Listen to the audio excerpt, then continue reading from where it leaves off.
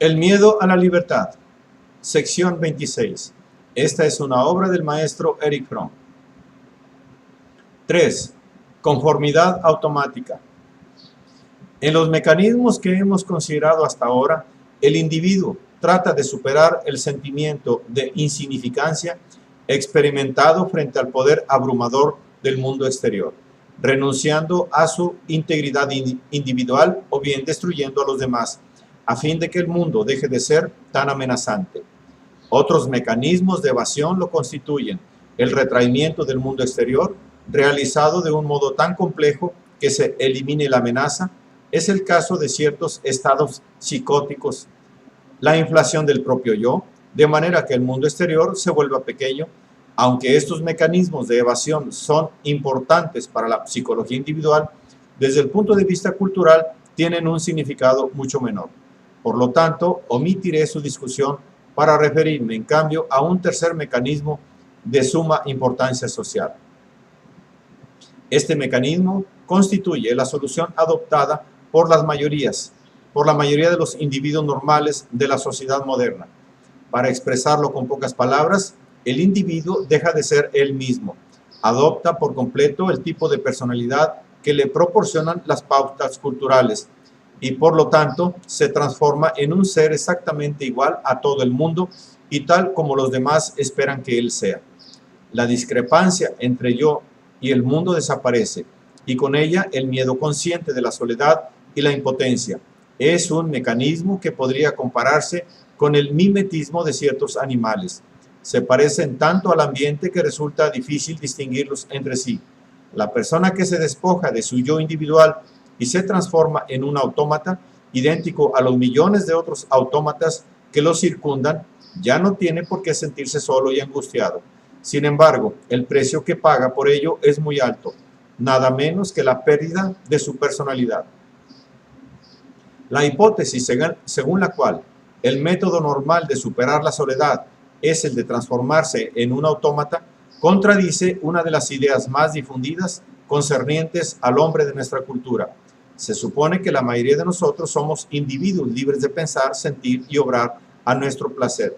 Y por cierto, no es esta tan solo la opinión general que se sustenta con respecto al individualismo de los tiempos modernos, sino también lo que todo individuo cree sinceramente en lo concerniente a sí mismo, a saber, que él es él y que sus pensamientos, sentimientos y deseos son suyos. Y sin embargo, aunque haya entre nosotros personas que realmente son individuos, esa creencia es, en general, una ilusión, y una ilusión peligrosa por cuanto obstruye el camino que conduciría a la eliminación de aquellas condiciones que originan tal estado de cosas. Estamos tratando uno de los problemas fundamentales de la psicología, susceptible de originar una larga serie de preguntas. ¿Qué es el yo?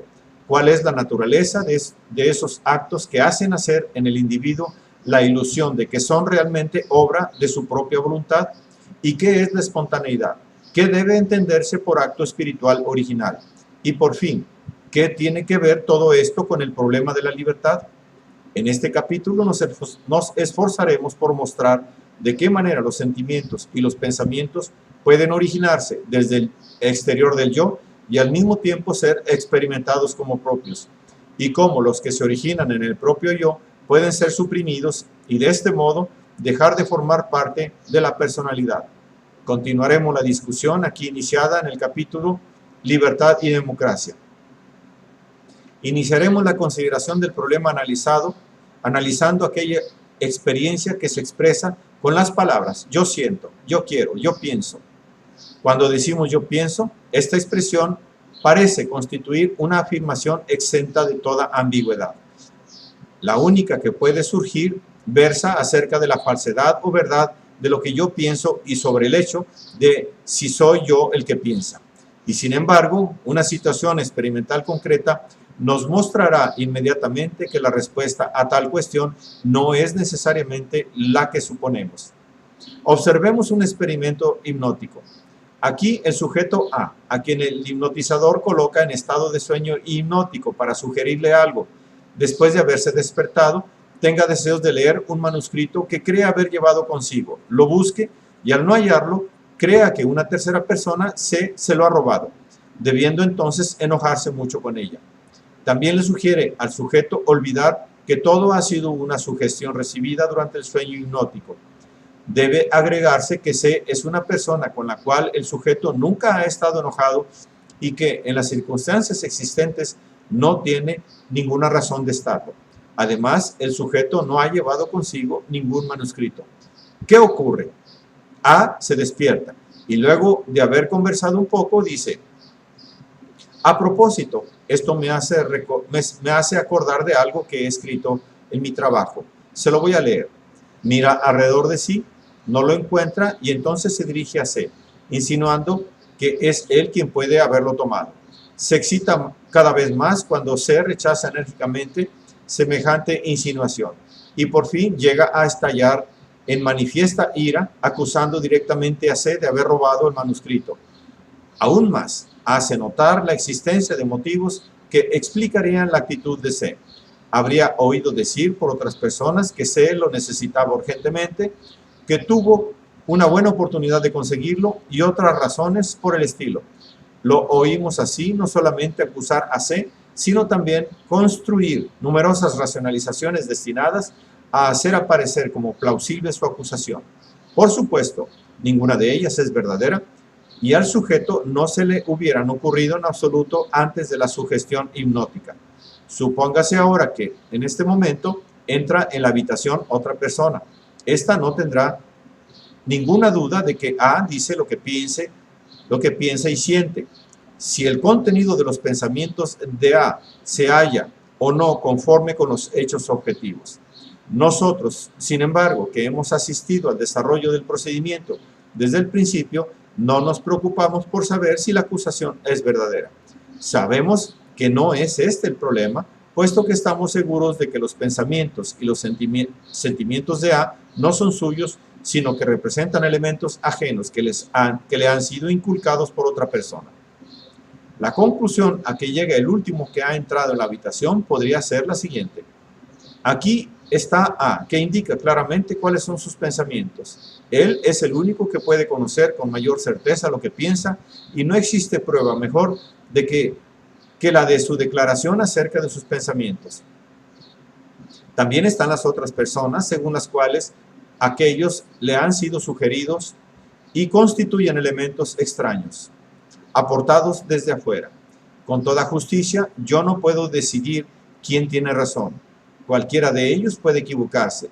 Quizá, puesto que hay 2 contra 1, existe una mayor probabilidad de que sea verdad lo que afirma la mayoría. Sin embargo, nosotros, que hemos presenciado todo el experimento, no tendríamos ninguna duda, ni la tendría la persona recién llegada si observara otro experimento similar. Vería entonces que esta clase de experiencias puede repetirse innumerables veces con distintas personas y diferentes contenidos. El hipnotizador puede sugerir que una papa cruda sea un delicioso ananá y el sujeto comerá la papa con todo el gusto asociado con el sabor de una ananá. O que el sujeto ya no pueda ver nada y éste se volverá ciego. O que piense que el mundo es plano y no redondo y el sujeto sostendrá con mucho vigor que realmente el mundo es plano. ¿Qué es lo que prueba el experimento hipnótico y en especial el post-hipnótico? Prueba que podemos tener pensamientos, sentimientos, deseos y hasta sensaciones que, si bien los experimentamos subjetivamente como nuestros, nos han sido impuestos desde fuera. Nos son fundamentalmente extraños y no corresponden a lo que en verdad pensamos, deseamos o sentimos. ¿Qué enseñanzas podemos extraer del experimento hipnótico que nos hemos referido? 1. El sujeto quiere algo, leer su manuscrito. 2. Piensa algo, que C lo ha tomado. 3. Siente algo, ira contra C. Hemos visto que estos 3 actos mentales, voluntad, pensamiento y emoción, no son los suyos propios, en el sentido de representar el resultado de su actividad mental. Por el contrario, no se han originado en su yo, sino que han sido puestos en él desde el exterior y son subjetivamente experimentados como si fueran los suyos propios. El sujeto expresa también ciertos pensamientos que no le han sido sugeridos durante la hipnosis, a saber, aquellas racionalizaciones por medio de las cuales explica sus hipótesis de que se ha robado el manuscrito. Sin embargo, estos pensamientos son suyos tan solo en un sentido formal.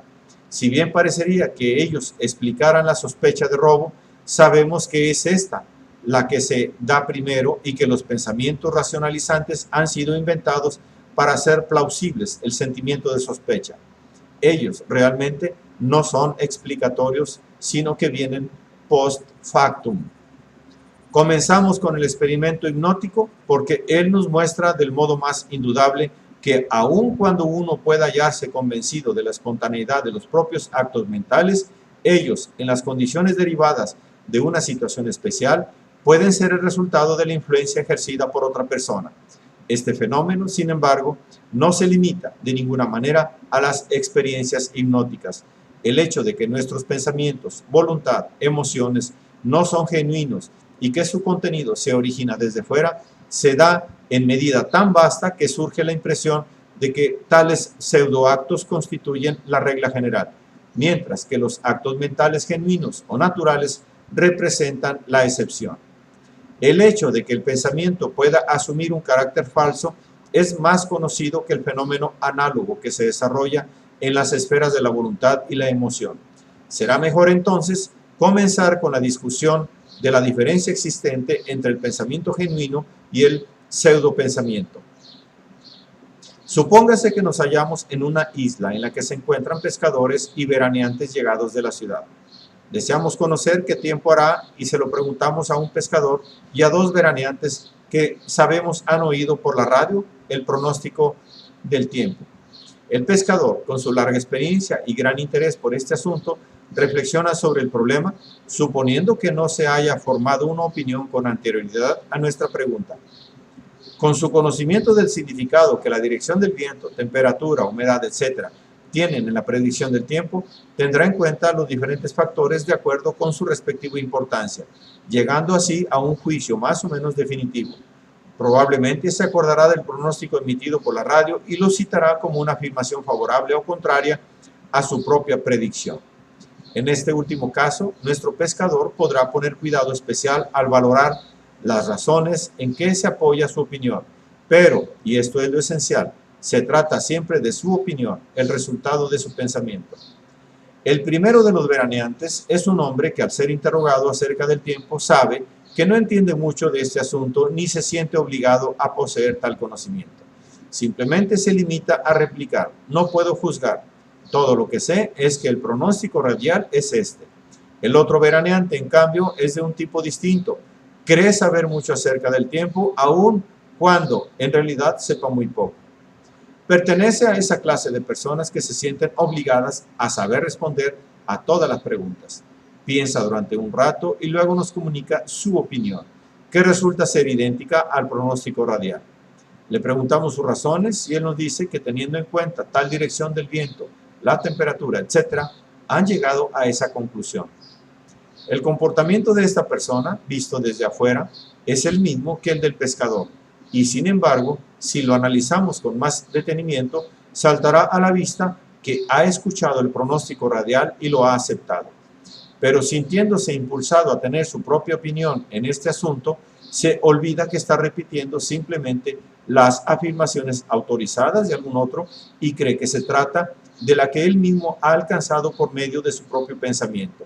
Se imagina así que las razones que nos proporciona en apoyo de su opinión han precedido a esta, pero si examinamos tales razones, nos daremos cuenta de que ellas no han podido conducirlo a ninguna conclusión acerca del tiempo, a menos que una opinión definida hubiera ya existido en su mente.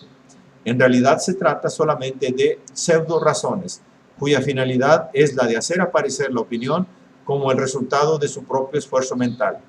Tiene la ilusión de haber llegado a una opinión propia, pero en realidad ha adoptado simplemente la de una autoridad sin haberse percatado de su proceso. Muy bien podría darse el caso de que sea él quien tenga razón y no el pescador, pero mientras la opinión correcta no es suya, la del pescador, aun cuando se hubiera equivocado, no dejaría de ser su propia opinión.